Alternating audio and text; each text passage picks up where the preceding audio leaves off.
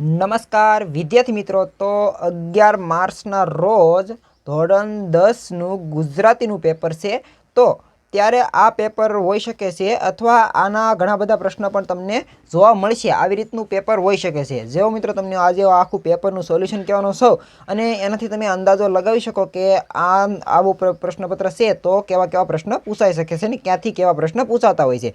જે આખું પેપરનું સોલ્યુશન છે એ હું તમને કહીશ અને એનાથી તો મિત્રો સહેલું જ પેપર છે, એનાથી અઘરું નહીં પૂછાય. એની 100% જવાબદારી મારી છે, કારણ કે આજે ગુજરાત બોર્ડનું ઓફિશિયલ નમૂના પ્રશ્નપત્ર છે કે આવી રીતના પ્રશ્ન આવે છે, આખી પેપર સ્ટાઇલ પ્રમાણે બનાવેલું હોય છે. અને આ પ્રશ્નપત્ર છે આખું સોલ્યુશન સાથેની લિંક છે, એની પીડીએફની લિંક હું ડિસ્ક્રિપ્શનમાં આપી દઉં, ત્યાંથી જઈને ડાઉનલોડ કરીને તમે ચેક કરી શકો, કારણ કે તમારી પાસે ખૂબ ઓછો સમય રહેલો છે. અને ખાસ મિત્રો કહી દઉં કે આ જે વિડીયો છે અને જે પ્રશ્નપત્ર છે એવા લોકો ત્યારે કરે જે માત્ર પાસ થવા માગતા હોય, 28 માર્ક લાવવા માગતા હોય, જે સારા માર્કે પાસ થવા માગતા હોય, ફૂલ સારા માર્ક લાવવા માગતા હોય, એને આ પ્રશ્નપત્ર કે એને આ નથી વાંચવાનું, એને બધી જ તૈયારી કરવાની છે, તો જ એને સારા માર્ક આવશે. પરંતુ સમય ઓછો હોય અને માત્ર પાસ થવા સાથે લેવા દેવા હોય તો તમે આ જરૂર એક વખત નોટિસ કરી શકો છો. તમારા જેટલા પણ ધોરણ 10ના વિદ્યાર્થી હોય એને શેર કરી શકો છો. આમાંથી પણ ઘણા બધા પ્રશ્નો મિત્રો 10 થી 12 માર્કનું પૂછાઈ શકે છે. હું એમ કહું છું ઘણા બધા પ્રશ્ન હશે જ, કારણ કે હું પાછલા જ્યારે હું તૈયારી કરતો ત્યારે મેં આવી રીતની તૈયારી કરી હતી તો મને ઘણો બધો ફાયદો થયો હતો. પાછલા જે જૂના પેપર હોય છે અથવા નમૂનાના પ્રશ્નપત્ર હોય છે એ તમે તૈયાર કરી શકો છો. બીજું તૈયાર કરવાની જગ્યાએ ખૂબ લાડબધનું મગજમાં નાખો એની કરતાં તમે થોડાક આવા પેપર તૈયાર કરી નાખો ને તો પણ તમે પાસ થઈ શકો છો. કઈ રીતના પ્રશ્નપત્ર છે, કઈ રીતનું સોલ્યુશન છે. અને સાથે સાથે મિત્રો તમને કહી દો તો આમાં આખી એની બ્લુ પ્રિન્ટ પણ આપેલી છે, કેટલા માર્કનું ક્યાંથી પૂછાશે, કઈ કઈ પાર્ટમાંથી કેટલા માર્કનું પૂછાશે અને એ રીતનું છે. પરંતુ મિત્રો તમને કહું ને મારી પર્સનલ સલાહ કે બ્લુ પ્રિન્ટ છે માત્ર ખાલી એમને આપેલું હોય, એના એ રીતથી કોઈ દિવસ પેપર નથી નીકળતું. કારણ કે 2018માં મેં એક્ઝામ આપી હતી અને મેથ્સનું પેપર છે એ કંઈક નવીન જ નીકળ્યું હતું. તમે ચેક કરી લેજો એક વખત ડાઉનલોડ કરીને કેવું હતું પેપર. અત્યારે તમને સહેલું લાગશે કારણ કે તમારી સમક્ષ સોલ્યુશન હોય છે. એટલે ચાલો સમયને ગયો તો આપણે પેપર સોલ્યુશન શરૂ કરીએ. તો પહેલાં જોડકા છે જે પદ્ય વિભાગના હોય છે, ગદ્ય અને પદ્ય બંને વિભાગ પ્રમાણે પૂછાતા હોય છે. તો ઘોડીની સ્વામી ભક્તિ છે એટલે ટૂંકમાં પહેલાં આખો જે પહેલાં પાઠમાં જે તમને કોને લખેલું છે, શું એના કવિ કોણ છે, ને આ છે ને પાઠનું નામ ને એ તમે કરી નાખો ને તો પણ તમારા 10 માર્ક તમને 7 થી 8 માર્ક તમને મળી જતા હોય છે ગદ્ય અને પદ્ય બંનેમાંથી. તો ઘોડીની સ્વામી ભક્તિ છે જોરાવરસિંહ જાદવે લખેલી છે. ત્યારબાદ તે ભૂખથી ભૂંડી ભીખ તો પન્નાલાલ પટેલનું છે. વાયરલ ઇન્ફેક્શન છે ગુણવંત શાહનું છે. પછી સોપડીની ઇન્દ્રજાળ ચંદ્રકાંત પંડ્યાનું છે. પછી ખાલી જગ્યાઓ પૂછાય છે જે 4 માર્કની હોય છે, અહીંયા માર્ક લખેલા છે. પરીક્ષામાં ઉત્તીર્ણ થવાની ખુશીમાં રામાયણ અને મહાભારત કોને ભેટમાં મળ્યા હતા? તો અંકિતને મળ્યા હતા. દેવજી અને કાનજી નવજાત બાળકને ખાલી જગ્યા પાસે લઈ ગયા હતા તો વેલજી પાસે લઈ ગયા હતા. ગંદકીથી ખલેલ પામનાર સંત ખાલી જગ્યા હતા સ્વામી વિવેકાનંદ હતા. ડુંગર અને તેની પત્ની ખાલી જગ્યા સ્ટેશન ગાડી પકડવા માંગતા હતા તો રાજપુર સ્ટેશન આવે છે. મિત્રો હવે આગળ જોઈએ 1 થી 2 માર્કના પ્રશ્ન પૂછાય છે. 1 થી 2 માર્કમાં વાક્યમાં આવે એના 2 એવા પ્રશ્ન હોય છે. શતાવધીની શક્તિ એટલે શું? તો કે એક સાથે 100 વસ્તુઓ ભૂલ્યા વિના ક્રમમાં યાદ રાખવાની શક્તિ એટલે શતાવધીની શક્તિ. સંદર્ભ રખડુનો કાગળમાંથી કઈ કૃતિ અભ્યાસક્રમમાં સમાવિષ્ટ છે? તો ડાંગ વાનોને એમાં સમાવિષ્ટ. પછી મિત્રો 4 માર્કના પ્રશ્ન છે, કોઈ પણ 2 લખવાના છે, તમને જે પણ આવડતા હોય. તો મિત્રો કહેવાનો મતલબ એટલો તમે જે આ પ્રશ્ન છે કયા પાઠમાંથી છે તો એ પાઠમાંથી મિત્રો 2 માર્કનો જ પ્રશ્ન પૂછાશે, એ ફાઇનલ હોય છે. તમે એક વખત ચેક કરી લેજો, કદાચ આ પણ પ્રશ્ન પૂછાઈ જાય છે. પરંતુ ગુજરાતીમાં મિત્રો પ્રશ્ન ખૂબ સહેલા હોય છે. પછી પાછા કોઈ પણ 2 લખવાના છે એ મિત્રો 3 માર્કના છે, 6 માર્કના કુલ પ્રશ્ન છે. કુલ 1નો 3 માર્ક તમે મજા આવે લખી શકો છો. આમાં તમારા મૌખિક શબ્દ પણ થોડાક ઉમેરી શકો. પછી આવ્યો છે મિત્રો પદ્ય વિભાગ. પદ્ય વિભાગ છે એમાં પણ 4 માર્કના જોડકા પૂછાય છે. પહેલામાં પૂછાય એવી રીત નથી. એટલે ટૂંકમાં તમારા 8 દુને 16 માર્ક તો મિત્રો તમે જે ખાલી પાઠ 8 માર્ક તમે ખાલી પાઠની અનુક્રમિકા કરી નાખો તો પણ આવી શકે છે. તો ચાંદલ્યો છે મિત્રો, ચાંદલ્યો એ લોકગીત છે. શું છે મિત્રો? લોકગીત છે. પછી માધવને દીઠો ક્યાંય એ ઉર્મી ગીત છે. પછી વતનથી વિદાય થતા એ મિત્રો શું છે? સોનેટ છે, સોનેટ. ત્યારબાદ દીકરી છે મિત્રો એક ગઝલ છે, એ તમને ખબર છે, એમાં અનુક્રમ છે ત્યાં લખેલી છે. પછી પાછી ખાલી જગ્યા છે. વૈષ્ણવજન વણલોભીને ખાલી જગ્યા કહે છે કપટ રહિત કહે છે. હૈયું ઉજરડાય ખાલી જગ્યા ફૂટે તો રક્ત ટસાય.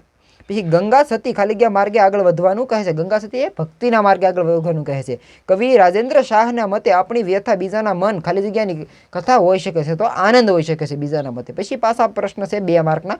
કવિની દ્રષ્ટિએ ભારવાળો મુંગટ એટલે શું? તો કે જવાબદારીવાળો.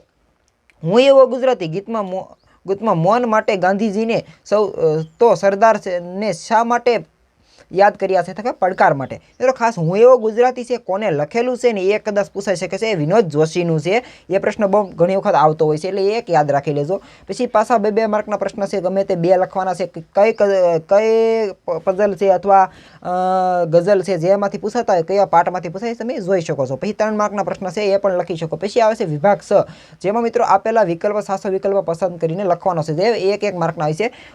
નીચેના શબ્દની સાચી જોડણી શોધીને લખો. જોડણીવાળા હોય છે. સુરક્ષિત છે તો સુરક્ષિત કઈ રીતનું લખાય? તો સુરક્ષિત આ રીતનું લખાય છે. તમે ચેક કરીએ. તત ર અનુસાર શબ્દની સાચી સંધિ. તત પ્લસ અનુસાર એટલે તદ અનુસાર, તદાનુસાર એવું આવે છે મિત્રો. તો આ રૂ નથી, એ પ્લસ છે, આમ તત પ્લસ એવું કરેલ છે એટલે સાચી સંધિ કહેવાની છે. ત્યારબાદ શું છે? માછીમાર શબ્દનો સમાસ ઓળખો. માછીમાર તો ઉપપદ છે. બંને શબ્દના જોડણી ભેદે થતો અર્થભેદ જણાવો. તો માંદા તો બીમાર. માદા તો સ્ત્રીજાત. માદા એટલે સ્ત્રીજાત ને માથે ટપકો આવી જાય તો બીમાર હોય છે. માંદા કહીએ આપણે, કહેતા કે માંદા છે એવું. આપણી બબલીની જ પગલી જાણે. વાક્યના અલંકારનો પ્રકાર. તો મિત્રો આ છે આપણા એ વ્યતિરેક અલંકાર છે. કદાચ ભૂલ હોય તો મને કહેજો. ઓળખાણ શબ્દમાં કયો પ્રત્યય રહેલો છે? તો પર પ્રત્યય રહેલો છે. નીચેના શબ્દના સમાનાર્થી શબ્દ. નિંદા તો વગોવણી કરવું. પછી કૂપ એટલે કે કૂવો થાય છે. પછી આગળ જોઈએ.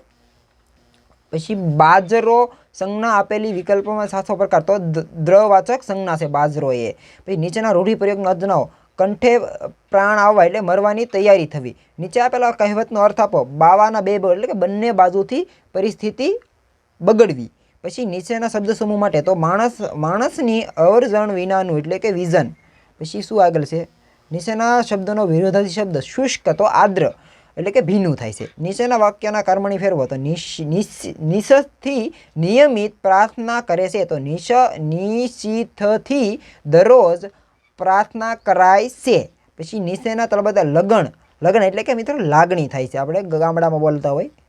ત્યારબાદ નીચેના વાક્યમાંથી વિશેષતા શોધી તેનો પ્રકાર જણાવો. તો હર્ષિદા બહેન સુંદર અક્ષરે નિબંધ લખે છે. તો વિશેષતા છે મિત્રો સુંદર.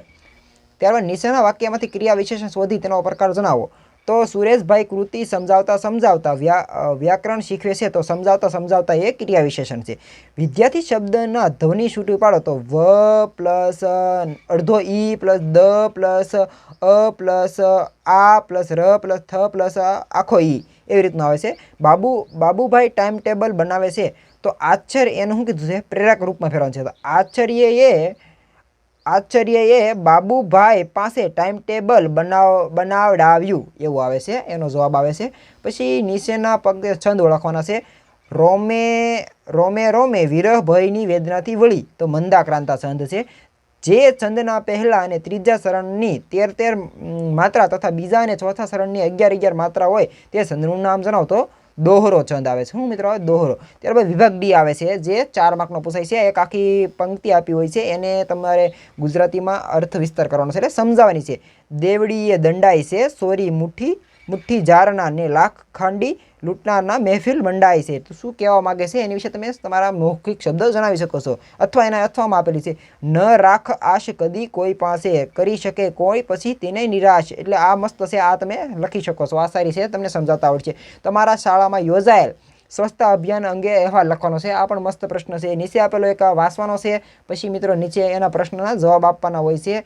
અહીંયા નીચે લખેલું છે. પછી એક મુદ્દા આશરે 250 શબ્દનો નિબંધ લખવાનો છે. તો પુરુષાર્થ એ જ પારસબંધ.